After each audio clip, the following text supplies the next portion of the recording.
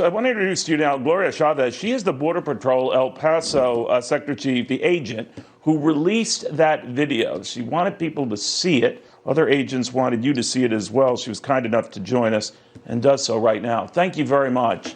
That's really tough to watch. Were those two girls all right?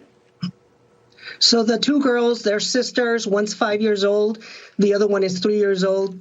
They're both doing fine. I visited with them at our central processing center the morning after, and they're just so resilient. Children in general, so resilient, but I was really horrified and appalled and worried when I first saw the images come through from my staff, when I saw that first child drop to the ground, and then not see her move for a few seconds. I honestly thought this child just probably hit her head and is unconscious, and then I see the second child, and immediately agents, obviously within a few minutes, responded to that area to rescue them. But I tell you, the next day when I visited with these little girls, they were so loving and so talkative. Some of them were asking the names of all the agents that were there around them, and they even said they were a little hungry, so I helped them peel a banana and open a juice box and just talk to them. You know, children are just so resilient, and I'm so grateful that they're not severely injured or even broken limbs or anything like that. Can you explain then, Chief, how it works? Now, the fellow dropping them, these are these infamous smugglers you hear so much about. How do they operate? What happens? So they are. These smugglers, they're a commodity. So human beings are a commodity to these ruthless smugglers. We know their tactics. I mean, I've been doing this over 25 years now, and we know exactly the tactics of these people.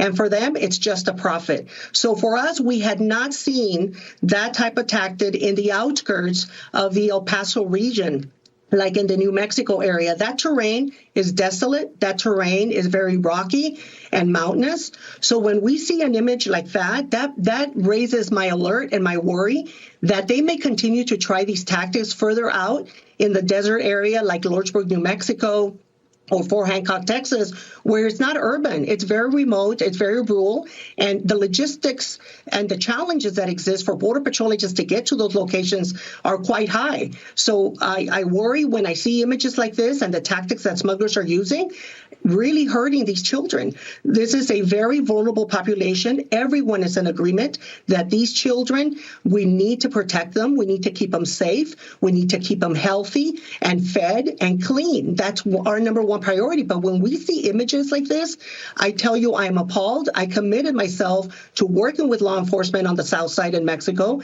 I want this guy. I want us to identify him, and I want us to prosecute him. And we're working very closely with the government of Mexico to do just that.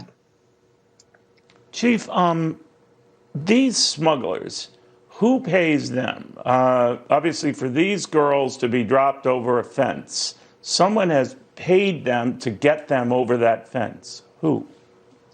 Of course. So, we all know that the terrain on the south of the border, like on the Mexican side, is pretty much run by cartels. And no one gets through those areas or those regions without coordinating with a certain type of cartel or criminal organization managing that area. So a lot of these human smugglers pay a fine, pay a fee to move people through certain areas or regions of the border. So in this case, they paid someone. It's a very coordinated effort. These children but is it their are from family or others connected to those kids, Chief? I mean, it isn't always as simple as the parents doing it or others, but large throngs of kids are a draw, apparently, to these guys to get them over the fence. So who is paying them? So this starts at the beginning, right at the point of origin. The children start getting exploited, or right at the door of their villages or their towns where they're being recruited, and smugglers convincing the families to allow them to take these children with them. These girls were from Ecuador. They don't get to Mexico just by walking or taking a ride. This is a coordinated effort all the way up to our border, right up to smugglers operating in that area and then paying. Either the families pay a fee or relatives pay a fee. In this case, we are now in connection. If you saw in that video, there is a third item that is thrown over that barrier, and that was a bag. In that bag, Yeah, in that bag there was a phone, there was a phone number, and their passports. And we were able, through the intelligence and the agents working this case already, they were able to make contact with a mother who resides in New York. So that connection has been made, and we continue with the investigation because, like I told you, Neil, we want to get these guys so that they don't do this to another unaccompanied minor on that border. You know, Gloria, your compassion really shows through 20 plus years of doing this. This bugs you. This really affects you, and it shows. You care. You want to see a solution to this. You're remarkable. I don't know how you do it day in and day out, and your colleagues, but what you see and what you're trying to get to the bottom of is something I don't think a lot of people appreciate or see in the numbers that we're seeing.